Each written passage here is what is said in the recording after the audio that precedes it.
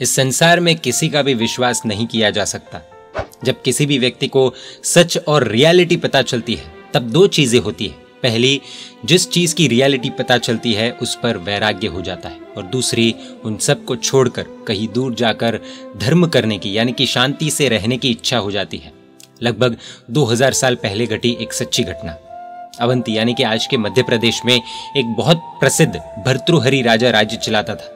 उसे अपनी रानी पर बहुत ज्यादा प्रेम था, प्यार था, राग था। वो उसे अपनी जान से भी ज्यादा चाहता था। उस रानी को किसी महावत यानी कि हाथी को चलाने वाले व्यक्ति से प्रेम था। उस महावत को राजवेश्या से प्रेम था। एक बार राजा को एक मुकुंद नाम के व्यक्ति ने एक फल दिया जिसे खाने से अमरता का यानी कि नो डेथ का वरदान मिलता था। उस फल को राजा ने अपनी पत्नी यानी कि रानी को दे दिया।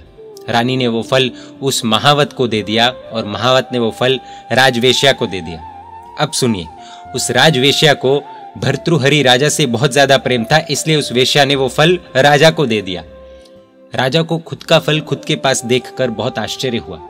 राजा ने वेश्या से पूछा कि तुम्हें ये फल किसने दिया, और उत्तर सुनकर राजा के सामने पूरी चेन एक्सपोज हो गई। राजा को गुस्सा आया, आघात लगा और उसके मुख से ये श्लोक निकला।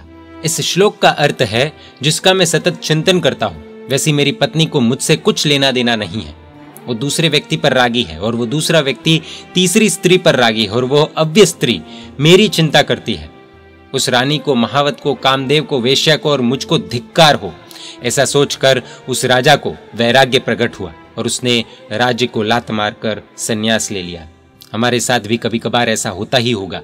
जिस पर हमें सबसे ज्यादा विश्वास होता है वह ही हमें धोखा दे देता है।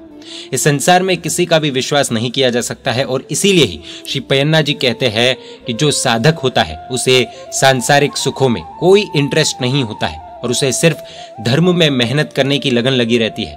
अब लगन किससे लगाना वो खास चिंतनीय विषय है, सोचने जैसी बात है। जय जिन शासन, जय महावीर।